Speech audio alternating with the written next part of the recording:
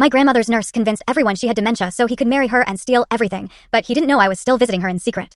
I was 17 when Roger called the family meeting. My parents had died in a car accident 3 years ago, and I'd been living with my grandmother ever since. She was sharp, witty, and always helping me with college applications. Roger was her nurse. He'd been around for about a year, helping with her medications and checkups. That morning, he sat me down with a lawyer present and announced that my grandmother had been diagnosed with rapidly progressing dementia. She'd been moved to a memory care facility for her safety. Then he dropped the real bomb. He and my grandmother had gotten married 2 weeks ago. He was now her legal guardian with full power of attorney. When I asked to see her immediately, Roger smiled that smile that didn't reach his eyes. "Let's give her time to adjust," he said. "You can visit, but only with supervision." Something felt very wrong. Within days, Roger started selling grandmother's things. Her antique desk disappeared first, then her jewelry, her paintings, and even facility costs. He'd say it with that empty smile, but my grandmother was wealthy. She'd never need to sell anything. Then he started opening my mail. My college acceptance letter sat on the counter, already unsealed. "I control your college fund now," he said at dinner. "We'll discuss whether higher education is really the right path for you." The way he said it made my stomach turn.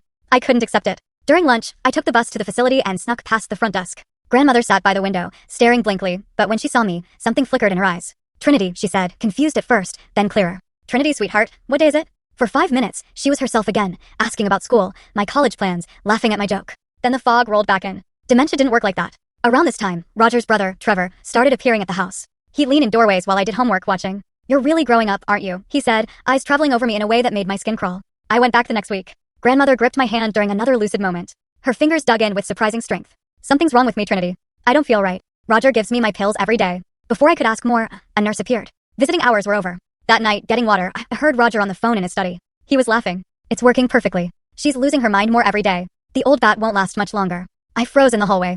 I spread through my chest. When I visited a third time, Roger suddenly appeared in the doorway while I held grandmother's hand. His face went dark. He yanked me into the hallway and told the staff to add me to the restricted list. That night at home, he cornered me in the kitchen. Trevor leaned against the counter, blocking the exit. "Your grandmother is very sick," Roger said, stepping closer. His hand clamped down on my shoulder, hard enough to bruise. "These visits are upsetting her.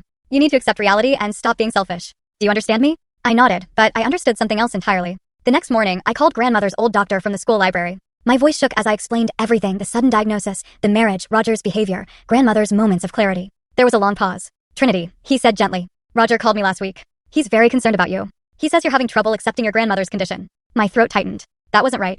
I hung up and called grandmother's sister, then her cousin.